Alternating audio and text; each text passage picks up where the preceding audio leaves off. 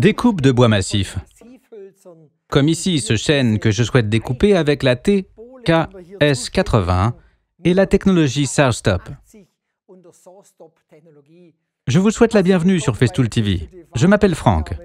Et la TKS80 avec la technologie SawStop a bien sûr le grand avantage de pouvoir découper 80 mm en hauteur. C'est idéal ici pour découper de telles poutres, mais bien sûr, elle doit travailler correctement. Et avant de commencer, quelques infos de base. Nous avons ici la version 7, c'est-à-dire avec tous les accessoires et bien sûr la technologie SawStop. Vous en avez tous déjà entendu parler. Dès que j'entre en contact ici, avec la lame de scie, par mégarde et pendant que la machine fonctionne, la lame de scie s'arrête immédiatement, dans les 5 millisecondes, puis elle bascule vers le bas. Je peux donc travailler ici de façon nettement plus sûre qu'avec des machines courantes. Bon, retournons à notre projet, la découpe de bois massif tels que des poutres en chêne et comment le faire le mieux possible. Je commence par enlever la butée angulaire en cliquetable et aussi la table coulissante et là, vous pouvez très bien voir que ça ne pose aucun problème. Voici 2 vis que je desserre ici sur le côté.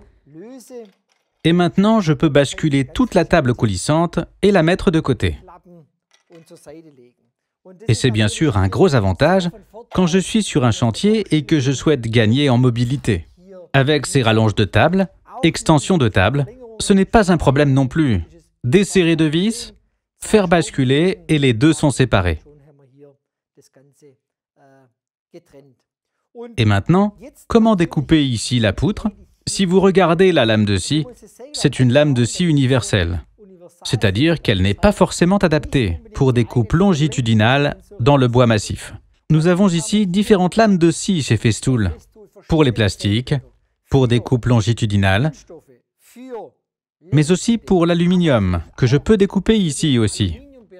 Pour cette application, je souhaite utiliser la lame de scie pour coupe longitudinale, et pour cela, il faut changer la lame de scie. Je vous montre cela tout de suite. En premier, j'ai besoin de l'outil. Tout d'abord, je coupe le courant, c'est-à-dire que je mets mon aspirateur sur 0. Et dans la partie inférieure, j'ai ici l'outil que je retire. Il y a ici une petite vis que l'on peut desserrer, puis je peux retirer l'outil.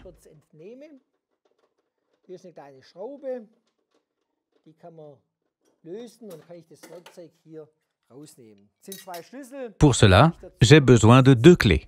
Ici, dans la partie supérieure, se trouve la plaque qui ferme tout l'ensemble. Je la détache maintenant avec cette fonction très pratique pour la retirer ensuite.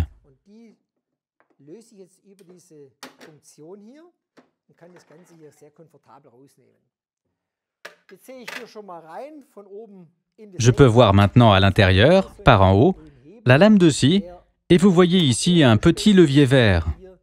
Je le bascule vers le haut, et je peux ainsi retirer le capot de protection. Je le mets sur le côté, et maintenant la lame de scie est bien visible. Il est vivement recommandé de porter des gants pour ne pas se blesser, avec ces dents aiguisées ici, quand je travaille avec les outils et pour faire le choix de la sécurité dans tous les cas. Maintenant se pose la question, pourquoi est-ce que je ne peux pas découper la poutre avec cette lame de scie? Le fait est que les interstices ici entre les dents sont trop petits. Les fibres n'ont pas de place pour être évacuées et la lame de scie se coince, c'est-à-dire qu'elle chauffe. Quelquefois, on voit sur les chantiers que les lames de scie ont souvent des taches bleues. Cela signifie qu'elles ont trop chauffé. Pour cette raison, nous avons besoin d'une lame de scie qui a plus d'espace.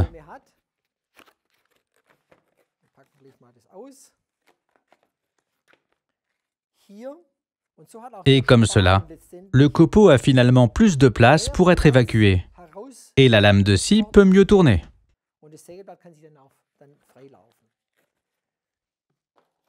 Pour la desserrer, j'ai ici la clé pour la partie arrière.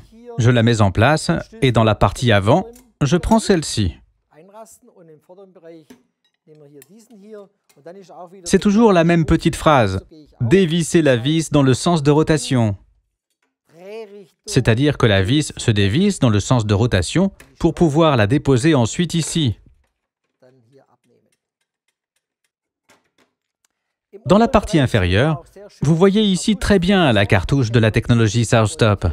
Et bien sûr, si elle était déclenchée, il faudrait maintenant remplacer les deux. Mais ce n'est pas le cas actuellement. Donc, je remplace uniquement la lame de scie.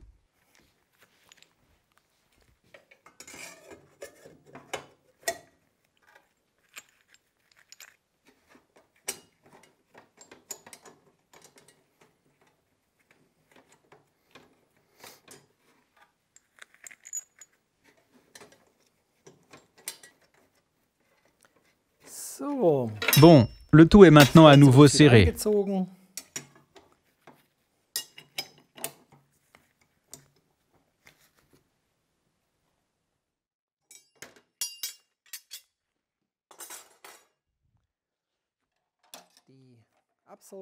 Le capot d'aspiration est monté.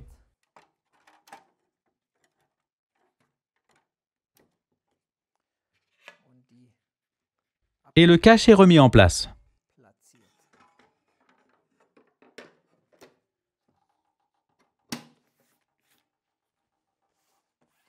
Parfait, c'est fini. Maintenant, nous pouvons ici avancer avec la butée. Je vais ici sur 2 cm. Je bloque le tout. Je vais un peu en arrière avec la règle.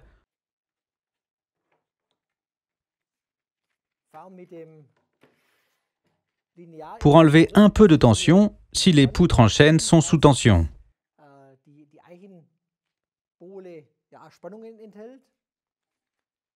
Voilà, le réglage est terminé. Maintenant, j'ai besoin de la hauteur maximale de coupe. C'est parti.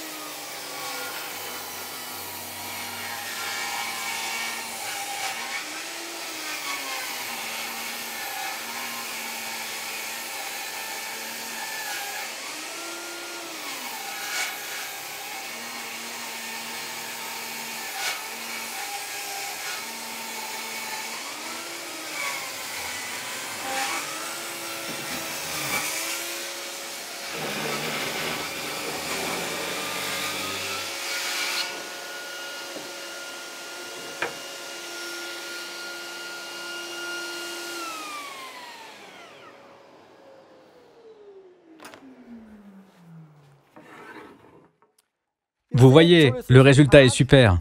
C'est clair, elle doit travailler. Mais ce qui me plaît aussi, c'est l'aspiration. Je veux dire que j'ai beaucoup d'enlèvement de matière, mais l'aspiration fonctionne vraiment bien. Pour cette raison, ça marche parfaitement. Maintenant, j'ai encore la possibilité de faire une coupe transversale. Alors, il faut que je fasse un autre réglage. Avec la petite butée angulaire en cliquetable, je peux ici faire de très belles coupes en large. Ici, j'ai un profilé un peu plus long.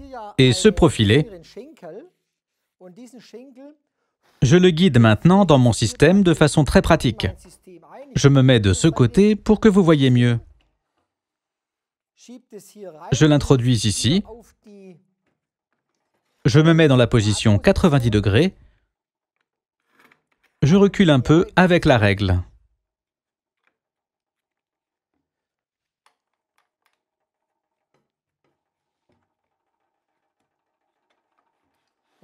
Maintenant, je peux faire des coupes en large.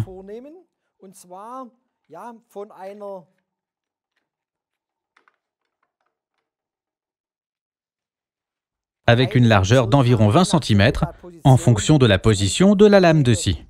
C'est parfait lorsque je souhaite faire une coupe transversale dans de telles baguettes dans l'atelier ou sur le chantier.